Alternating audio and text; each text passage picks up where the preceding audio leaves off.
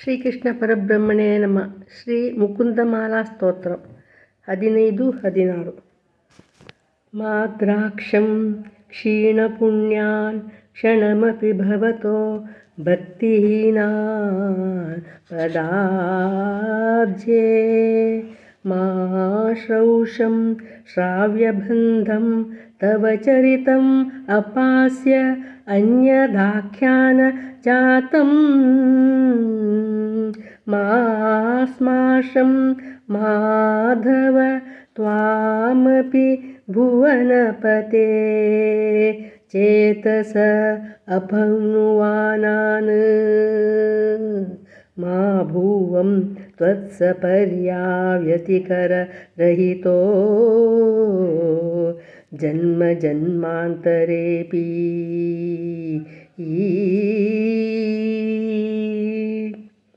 ಹೇ ಮಾಧವನೇ, ಭಕ್ತಿಯಿಲ್ಲದ ಲೋಕವಾರ್ತೆಯಲ್ಲಿ ನಿರತರಾದವರ ದರ್ಶನವೇ ನನಗೆ ಬೇಡ. ನಿನ್ನ ಮಹಿಮಾ ಕಥೆಗಳ ಹೊರತು ಮತ್ತಾವ ಪ್ರಸಂಗವೂ ನನಗೆ ಬೇಡ. ನಿನ್ನ ಸ್ಮರಣೆ ಇಲ್ಲದವರ ನೆನಪೂ ನನಗೆ ಬೇಡ. ಹಲವಾರು ಜನ್ಮದಲ್ಲೂ ನಿನ್ನ ನಾಮಸ್ಮರಣೆ ಪಾದಸೇವೆ ಇಲ್ಲದ ಹೀನ ಪರಿಸ್ಥಿತಿ ನಾನೊಲ್ಲೆ. ಭಗವಂತನ ಸಾಕ್ಷಾತ್ಕಾರ ಒಂದೇ ಅಂತರಂಗ ಭಕ್ತನಿಗೆ ಗುರಿಯಾಗಿರುತ್ತದೆ. ಜಿಹ್ವೆ ಕೀರ್ತಯ ಕೇಶವಂ ಮುರರಿಪುಂ ಚೇತೋ ಭಜ ಶ್ರೀಧರಂ ಪಾಣಿದ್ವಂದ್ವ ಸಮರ್ಚಯ ಅಚ್ಯುತಕಥಾಃ ಶ್ರೋತದ್ವಯ ತ್ವಂ ಶೃಣು ಕೃಷ್ಣಂ ಲೋಕಯ ಲೋಚನದ್ವಯ ಹರೇಃ ಗಚ್ಛಾಂಗ್ರಿ ಯುಗ್ಮಾಲಯಂ ಜಿಘ್ರಘ್ರಾಣ ಮುಕುಂದ ಪಾದ ತುಳಸೀ ಮೂರ್ಧನ್ ನಮಃ ಅಧೋಕ್ಷಜಂ.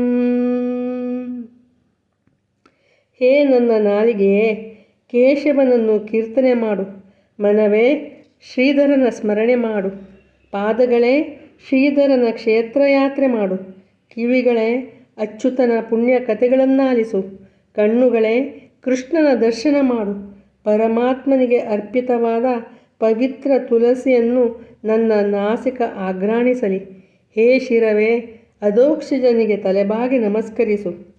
ನಮ್ಮ ಶರೀರದ ಅವಯವಗಳಿಗೆ ಪುಣ್ಯ ಸಂಸ್ಕಾರವಿರಬೇಕು. ಇದರಿಂದ ಭಗವದ್ಭಕ್ತಿ ಸಾಧ್ಯವಾಗುತ್ತದೆ. ಶ್ರೀಕೃಷ್ಣಾರ್ಪಣಮಸ್ತು.